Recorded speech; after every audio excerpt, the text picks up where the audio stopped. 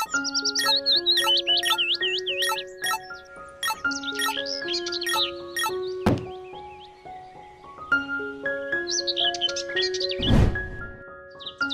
Abdul, kamu lagi lihat apa sih? Kelihatannya serius banget. Oh, ini Nadita. Aku sedang melihat berita. Miris sekali kehidupan beragama di Indonesia saat ini. Semakin hari, praktik intoleransi terus bertambah. Lihat ini, terjadi penolakan pembangunan rumah ibadah sampai menimbulkan perkelahian. Kemudian, ada juga yang benturkan pandangan keagamanya dengan ritual budaya lokal. Tak hanya itu, juga terjadi penolakan pemimpin urusan publik karena beda agama. Bagaimana menurutmu? Sangat disayangkan ya, rasa toleransi kita mulai terkikis. Hal-hal tersebut tentu tidak akan terjadi jika kita menjalankan semangat moderasi beragama loh. Hah? Moderasi beragama? Apa itu? Mari perdalam tentang moderasi beragama. Indonesia adalah negara yang sangat luas dengan ribuan pulau yang terhubung dari ujung Aceh hingga ujung Papua. Memiliki luas area seluas 1.910.931 km persegi dengan populasi sebanyak 270 juta jiwa. Dan Indonesia juga memiliki keberagaman suku, bahasa, agama, budaya, dan juga adat istiadat. Dan sebagaimana kita ketahui adalah Indonesia merupakan penduduk terbesar keempat di dunia dengan penduduk muslimnya terbesar di dunia dengan penganut lebih dari 230 juta jiwa. Adapun agama resmi yang diakui di Indonesia yaitu ada Islam, Kristen, Katolik, Hindu, Buddha, dan juga Konghucu. Banyaknya suku, agama, dan budaya menandakan bahwa Indonesia adalah bangsa yang majemuk. Kemajemukan bangsa Indonesia dapat berpotensi menimbulkan konflik perpecahan bagi umat beragama apabila memiliki sikap intoleransi.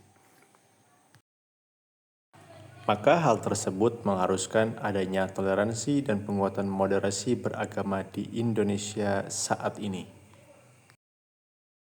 Lalu apakah moderasi beragama itu? Kata moderat berasal dari bahasa Arab yaitu al-wasatiyah sesuai dengan Al-Baqarah ayat 143 yang bermakna terbaik dan paling sempurna.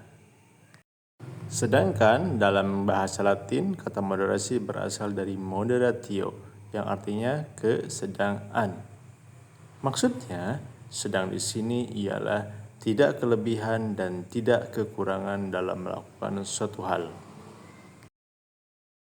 Namun, merujuk kepada Kamus Besar Bahasa Indonesia, kata moderat yaitu memiliki arti selalu menghindarkan perilaku atau pengungkapan yang ekstrim, sehingga moderasi ini adalah memiliki sifat yang tenang.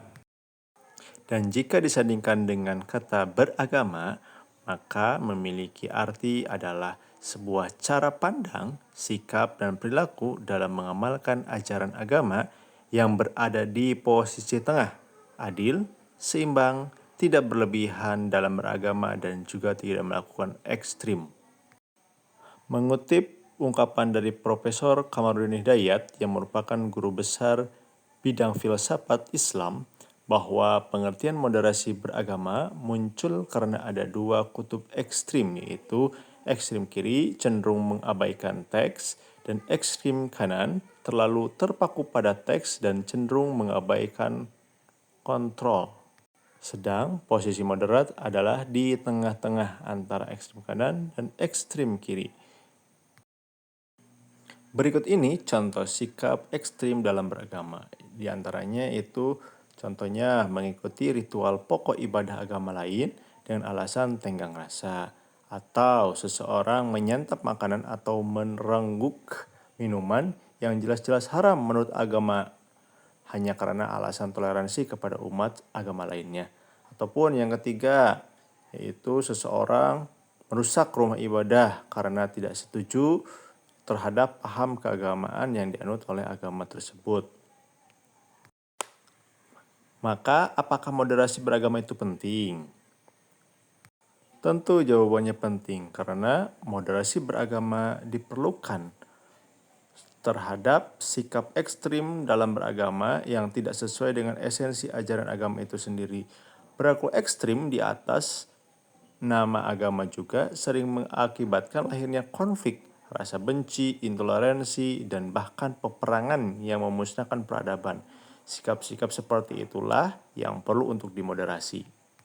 Jadi, sudah paham ya, moderasi beragama itu apa? Yang dimoderasi di sini adalah bukan agama yang harus dimoderasi, melainkan cara penganut agama dalam menjalankan agamanya itu yang harus untuk dimoderasi. Nah, sekarang bagaimana sih sikap kita dalam moderasi beragama? 1. Menghargai pendirian orang lain, tidak menyalahkan orang lain yang berbeda pendapat dengan kita. Sehingga kita bisa menghargai pendapat-pendapat orang lain dengan sangat baik. Kedua, tidak memaksa penganut agama lain untuk mengikuti aturan agama kita. Di dalam undang-undang sudah diatur kebebasan dalam melaksanakan agamanya masing-masing. Dan berikutnya adalah menghargai serta tidak mengganggu orang lain ketika melaksanakan ibadah. Keempat, tidak merusak rumah ibadah dari agama lain. Dan berikutnya adalah memiliki empati dan mudah mengendalikan terhadap emosi. Keenam, menjunjung tinggi nilai kemanusiaan dan menganggap semua manusia adalah saudara kita. Dalam arti sebagai manusia yang diciptakan oleh Tuhan, dan apabila seagama kita menganggapnya adalah sebagai saudara seiman yang perlu saling menguatkan satu dengan yang lainnya. Moderasi beragama ini mengembalikan lagi terhadap pemahaman dan juga praktik beragama dalam esensinya, yaitu upaya untuk menjaga harkat, martabat, dan juga peradaban manusia. Tidak boleh sebaliknya, agama digunakan untuk merusak peradaban dari manusia, karena hakikatnya agama adalah untuk membangun terhadap peradaban. Nah, demikianlah video penjelasan tentang moderasi beragama. Kita harus saling bisa menghargai sesama umat manusia dengan secara baik. Wassalamualaikum warahmatullahi wabarakatuh.